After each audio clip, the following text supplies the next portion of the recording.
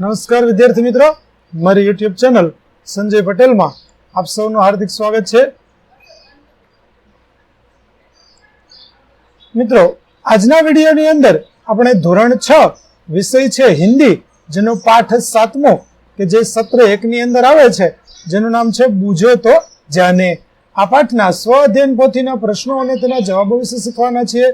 વિદ્યાર્થી મિત્રો, જો તમે મારી ચેનલમાં નવા હોય તો મારી ચેનલને જરૂરથી સબસ્ક્રાઇબ કરો. વિડીયો સારો લાગે તો લાઈક કરો, શેર કરો અને બેલ નોટિફિકેશન ઓન કરો, જેથી મારા આગળના નવા વિડીયો પણ આપને મળતા રહે.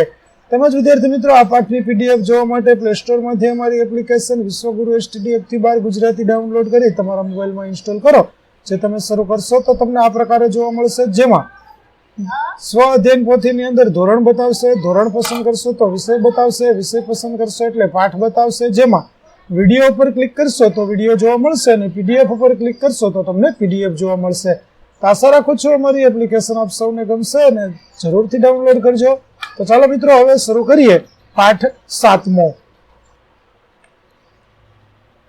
प्रश्न 1, नीचे दिए गए वाक्यों में कुछ फल और सब्जियों के नाम है, उन्हें ढूंढकर बॉक्स में लिखिए. जिसमें तनुजा मुंशी से मिली, जिसमें जामुन फल है. दूसरा, नीचे आ मत जा, जिसमें आम फल का नाम हुआ छुपा हुआ है. तीसरा, जागो भी सोया मत करो, जिसमें है गोभी. चौथा, यशपाल कल जाएगा, उसमें पालक. पांचवा, संतरामपुर एक शहर है, जिसमें संतरा फल का नाम है. छठा, हमसे बच के रहना, तो सेब. प्रश्न 2, निम्नलिखित पहेलियों को सुलझाकर उत्तर लिखिए. जिसमें पहला, एक नगर में ढेरों चोर, चोरों का मुंह काला, पूछ पकड़कर खींच दो, झट हो जाए उजाला. तो उत्तर होगा माचिस. दूसरा, मारो तो डंडा, खाओ तो मिठाई, हमने वह अपने खेत में उगाई. जो होगी ईर्ख यानी कि शेरड़ी. तीसरा, काली काली माँ, लाल लाल बच्चे, जिधर जाए माँ उधर जाए बच्चे. होगा रेलगाड़ी. चौथा, दो सुंदर लड़के, दोनों एक रंग के, एक बिछड़ जाए तो दूसरा काम न आए. जो होगा जूता या चप्पल. पांचवा, धागे से धागा जोड़े, जो इसमें जाए वो फंस जाए, बिना पानी के घर बनाए वह कारीगर कैसा. वो होगा मकड़ी. प्रश्न 3, निम्नलिखित शब्दों का वाक्य में प्रयोग कीजिए. पहला है पानी, जिसका वाक्य होगा पानी बह रहा है. दूसरा, चांद, जिसका वाक्य होगा रात को चांद काफी प्यारा लगता है. तीसरा, चिड़िया, जिसका वाक्य होगा चिड़िया उड़ रही है. चौथा, विचित्र, जिसका वाक्य होगा हमने विचित्र प्राणी देखा. पांचवा, नदी, जिसका वाक्य होगा नदी काफी लंबी है.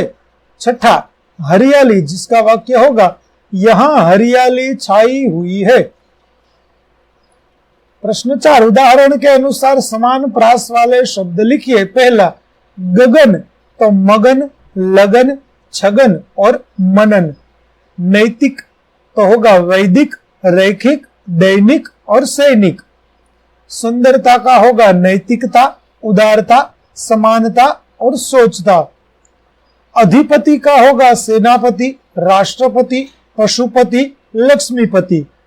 पीला का होगा नीला, लीला, शीला और गीला. प्रश्न 5, निम्नलिखित शब्दों में से विशेषण ढूंढकर उनका वाक्य में प्रयोग कीजिए.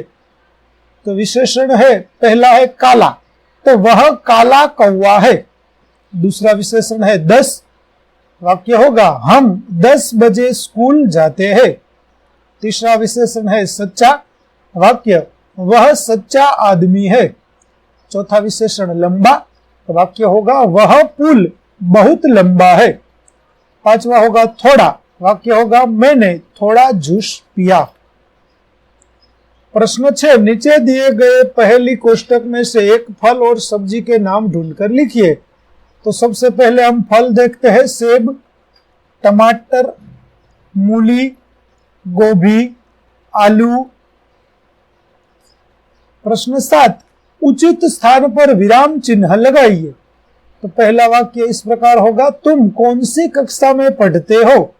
दूसरा वाक्य, अरे कितना सुंदर बालक है। तीसरा, जोर का धमाका हुआ। चौथा, नन्ही बोली, भलाई करना मेरा स्वभाव है। पांचवा, तुम कहां रहते हो। प्रश्न 8अ, निम्नलिखित शब्दों के अर्थ शब्दकोश में से ढूंढकर लिखिए, जिसमें भूतल का अर्थ होगा धरती का ऊपरी भाग, हस्त का अर्थ होगा हाथ, पहेली का अर्थ होगा पहेलिका, भीतर का अर्थ होगा अंदर, अस्थि का होगा हड्डी और बाधा का होगा विघ्न।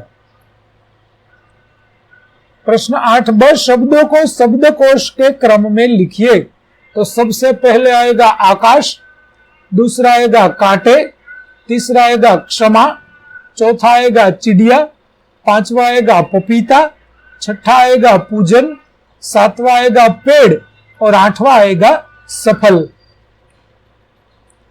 प्रश्न 9, कोष्टक में उचित शब्द लिखिए। पहला, किसी को खाने के लिए कहना, तो खा। दूसरा, शरीर देह यानी तन। तीसरा, भगवान शंकर की पत्नी उमा, जिसका होगा पार्वती। चौथा, आकाश गगन नभ, जिसका होगा आसमान। पांचवा, गज के समान चलने वाली, जिसका होगा गजगामिनी। प्रश्न 10, नीचे दिए गए चित्रों में क्या भेद है, ढूंढकर लिखिए। तो यहां पर हमें 2 चित्र दिए गए हैं, चलिए हम उसमें से भेद ढूंढकर लिखते हैं। पहले चित्र में 2 पक्षी उड़ रहे हैं, दूसरे चित्र में पक्षी नहीं दिखाई दे रहे। दूसरा भेद, पहले चित्र में दीवार पर ईंट रखी हुई है और दूसरे चित्र में दीवार पर एक ईंट रखी हुई है। तीसरा, पहले चित्र में बहुत सारी घास है, दूसरे चित्र में थोड़ी सी ही घास है। पहले चित्र में 3 पत्थर दिखाई दे रहे हैं, दूसरे चित्र में पत्थर नहीं दिखाई दे रहे। तो विद्यार्थी मित्रों, અહીં આપણું પાઠ 7 બુજો તો જાને ના સ્વ અધ્યયન પોથીના પ્રશ્નો અને તેના જવાબો છે તે પૂરા થાય છે।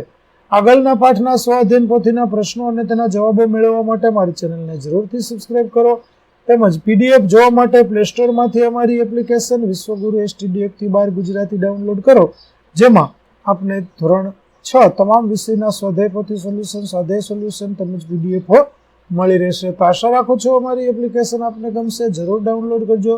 ફરી મળીશું નવા વિડીયો સાથે, ત્યાં સુધી આવજો।